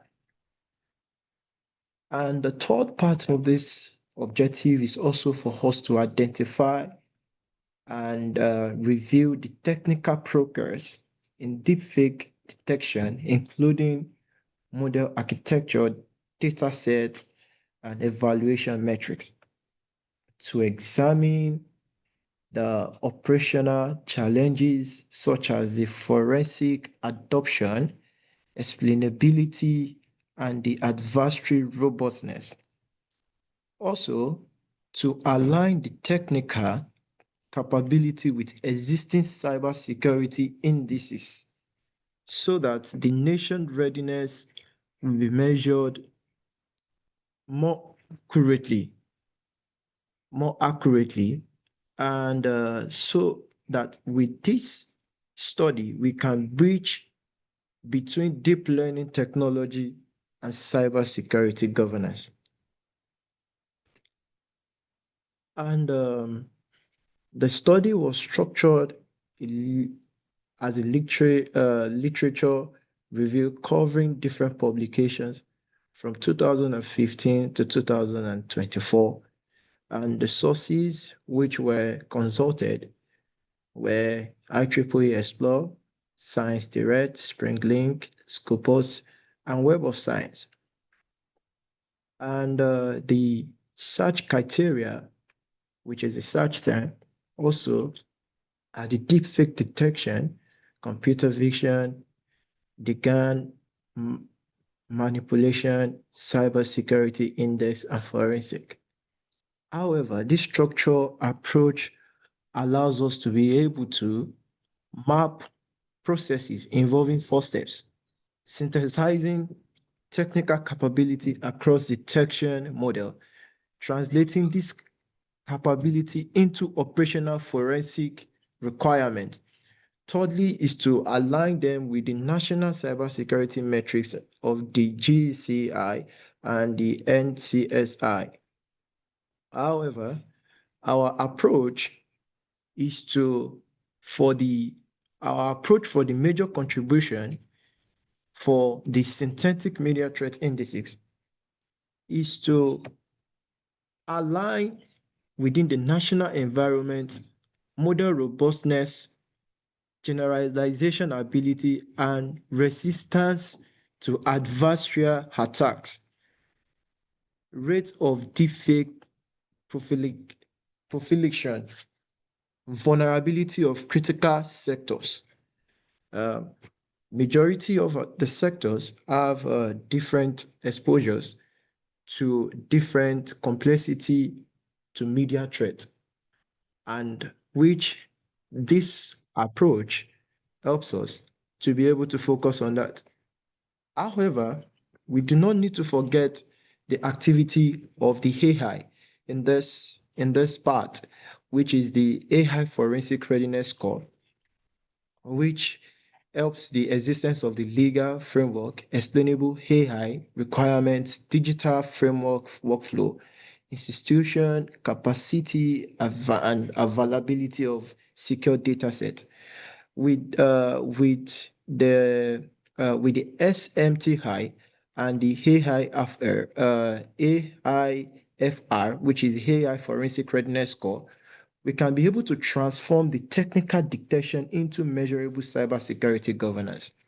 However, leading to this particular framework, I named 3-dimensional framework. And this 3-dimensional framework has different model of integration, which is the technological dimension, which talks about the model architecture's dataset accuracy and robustness, and the operational dimension, which is focusing on the forensic workflow, explainability, deployment, and evidence handling. However, the policies are also there to guide it.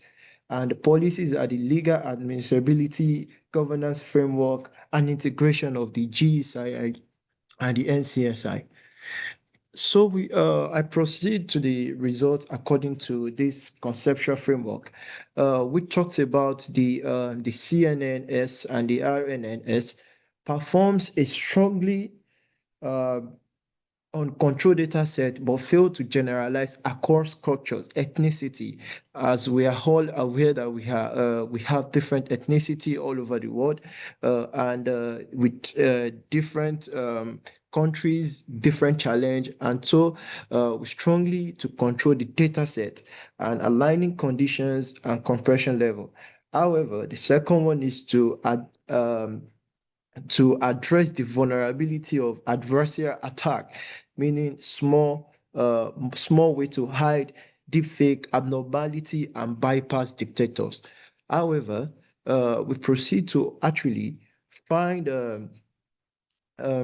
find the explainability of limit forensic adaptation because the investigators and judge needs human interpretable reasoning.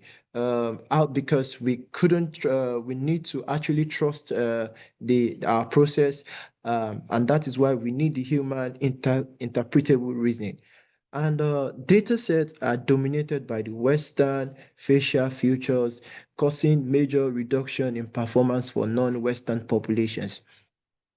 So our framework the conceptual framework successfully connect detection models to cybersecurity governance, formalizing the SMTI and the AIFR as measurable indicators, showing how nations can integrate AI detection into existing indices presently working, offers a clearer ways to benchmark synthetic media readiness.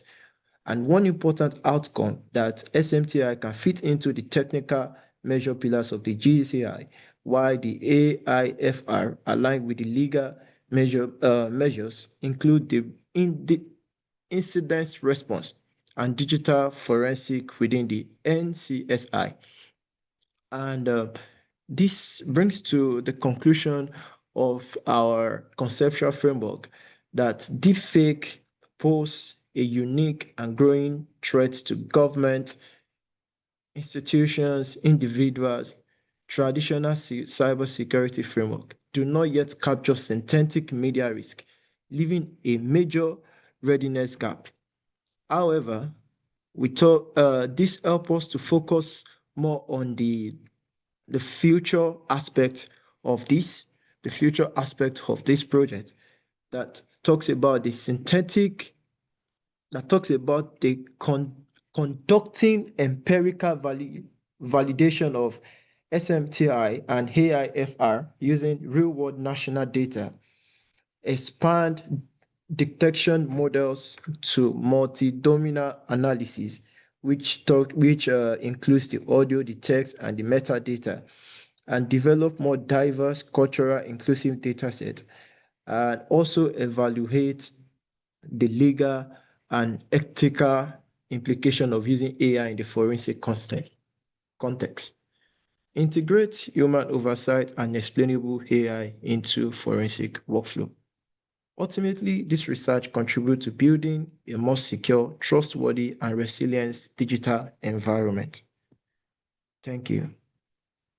Is there any question?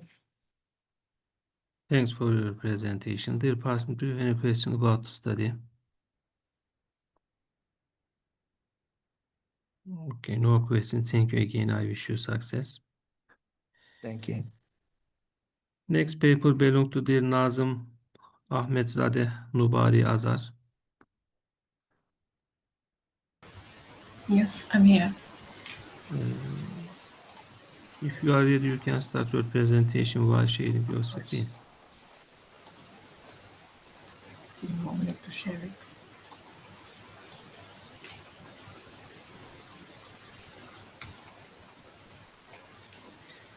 Good morning, everyone. My name is Nasim Ahmed You Sadeh have 10 from minutes, Needis please. University. I didn't get you, sorry. You have 10 minutes, please. Okay, thank you. Today, I'm pleased to present our recent work titled Label Efficient Breast Ultrasound Lesion Detection using a tiny transformer encoder.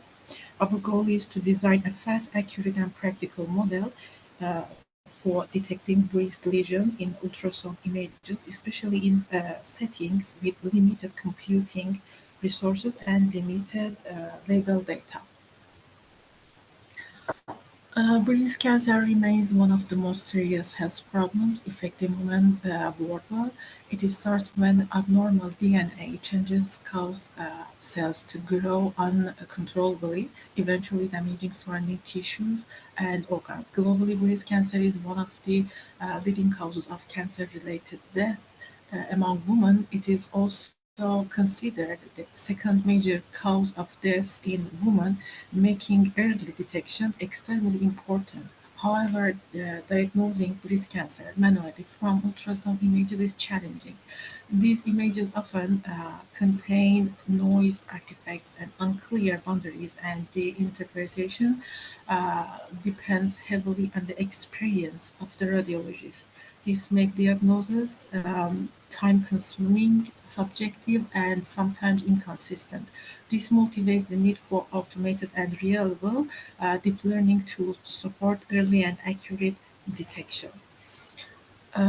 Breast ultrasound segmentation suffers from limited global context modeling, poor boundary refinement, and overfitting of heavy transformer models on a small dataset like RACI. Therefore, a lightweight architecture that combines global transformer attention with efficient CNN-based local feature extraction is needed. To develop a lightweight and label-efficient segmentation model, we performed accurately on small ultrasound datasets such as BASI. To integrate a tiny transformer encoder that can capture long-range spatial dependencies and global context in breast ultrasound images. To combine transformer-based global modeling with CNN-based local feature extraction for improved tumor localization and boundary refinement. Also, to enhance segmentation quality in noisy ultrasound images by using attention-guided escape connection and ASPP to recover fine lesion details. Also, we use this proposed model used for evaluation the accuracy AUC and other segmentation metrics and compare it against existing CNN, hybrid and transformer-based approaches. To demonstrate improved performance over period models while maintaining computational efficiency suitable for clinical and resource-limited environments. Also, to provide a segmentation framework that supports early and reliable breast cancer detection, we provide improving visual interpretability of lesion mask for clinical decision making. As you can see in this slide, we provide our study workflow. Firstly, we have dataset preparation. Busy breast ultrasound images are collected and organized for analysis. Pre-processing step, images are resized, normalized, cleaned, and augmented to improve model learning. In model development, we use a lightweight UNet plus tiny transformer encoder is built to segment breast lesion. In training and validation step, the model is trained using optimized parameters and validated using a separate set of images. And at the end, we have evaluation step.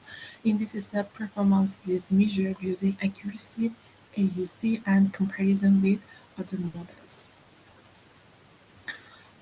Here we start with the BUSI dataset, which contains breast ultrasound images collected from real clinical setting.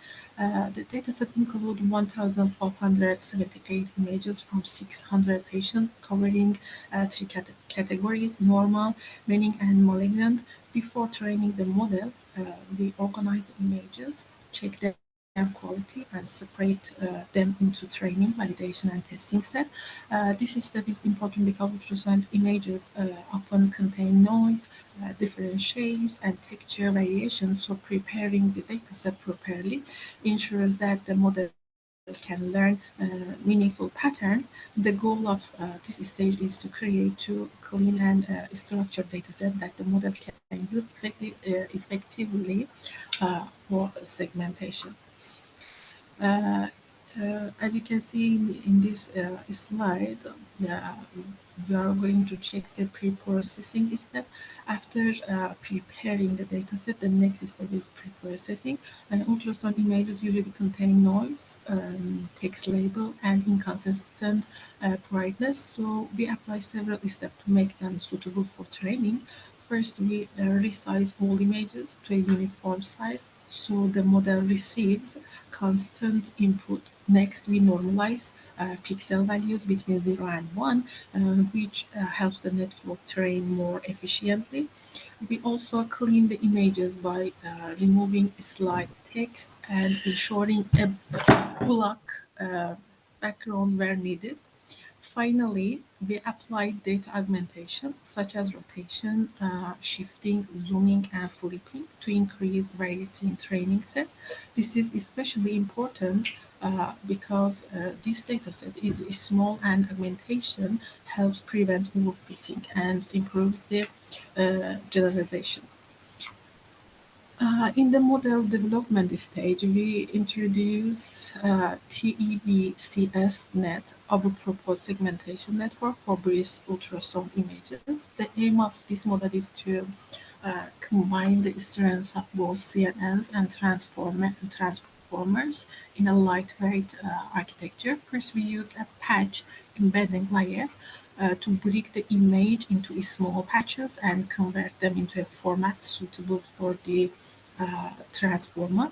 Then we apply a tiny transformer encoder to capture global context and long-range dependencies, something traditional CNNs struggle with.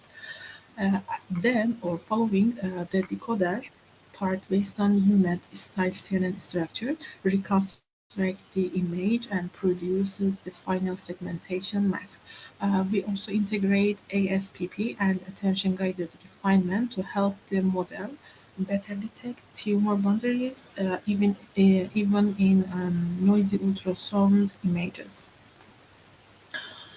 After designing the model, the next step is training and validation. We trained the proposed model on the pre-processed dataset using the Adobe Optimizer, custom learning rate schedule, and early stopping to avoid overfitting. To improve robustness, we apply strong data augmentation during training, which helps the model generalize better to different ultrasound patterns. We also use a hybrid use function that combines dice use and binary cross entropy. This is especially important for medical segmentation because tumor regions are often small and imbalanced compared to the background. During the training, a portion of the dataset is set aside for validation. The validation step helps us to monitor the model's performance after each epoch and ensures that the model is learning meaningful patterns rather than memorizing the training data. Overall, this stage ensures the proposed model is optimized, stable, and well-tuned before final evaluation. The evaluation focuses on two key metrics, accuracy and AUC, which indicate how well the model can identify and separate tumor regions from the background. Our model achieves a 92.62% accuracy and 87.78% AUC, showing that TEBS-net can segment breast lesions effectively and consistently.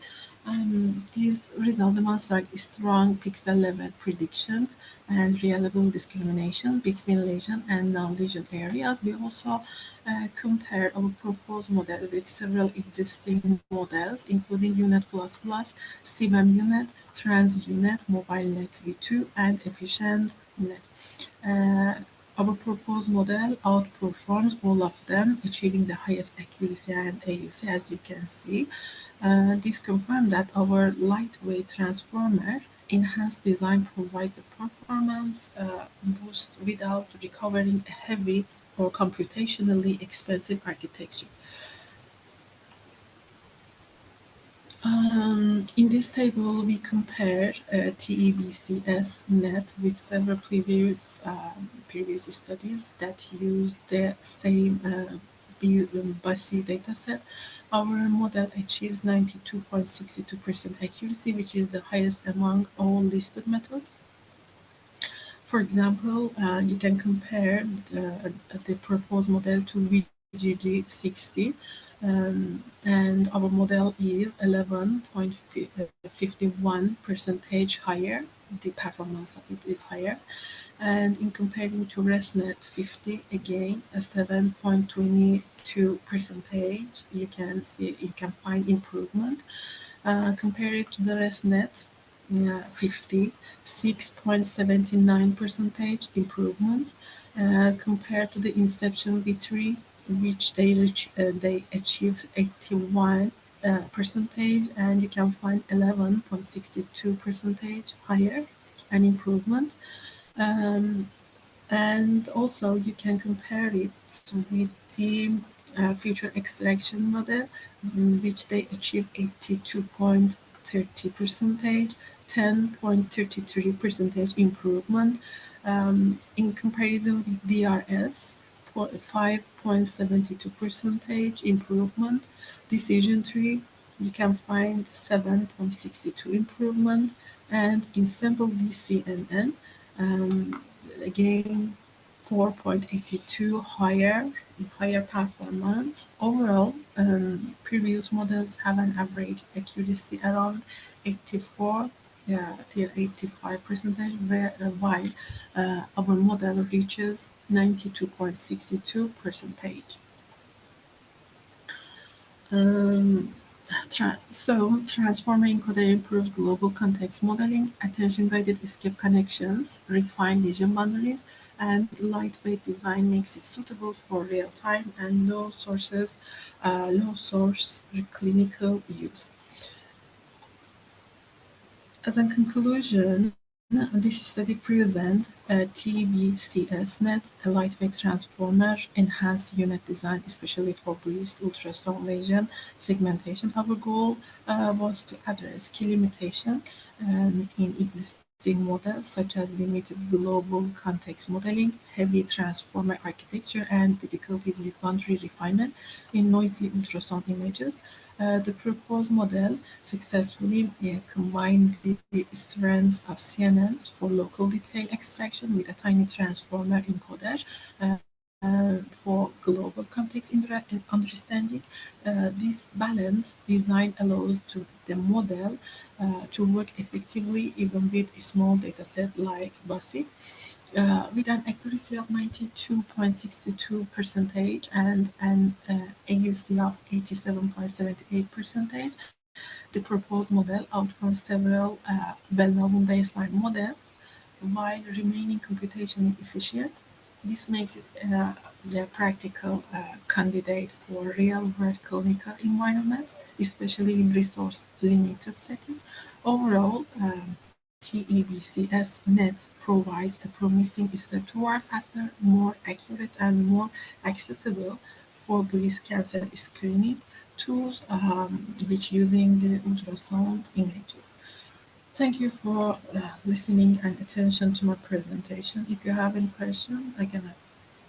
Thanks for your presentation. Does participant do have any question about the study?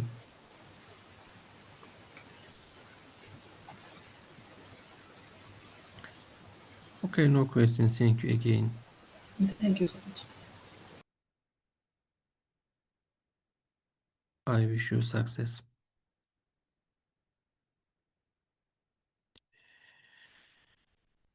Next paper belong to their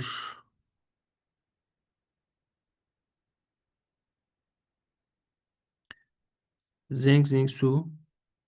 Are you online?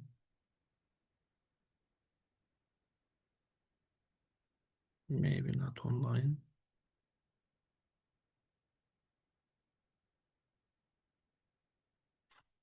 The participant, is there a participant who has not presented?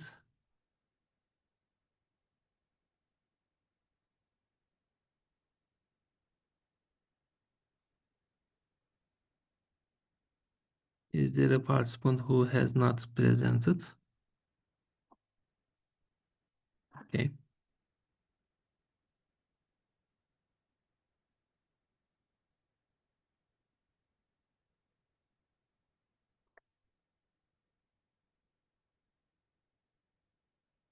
So the session is over. Dear participant, thank you for your attending. Thanks for your contribution.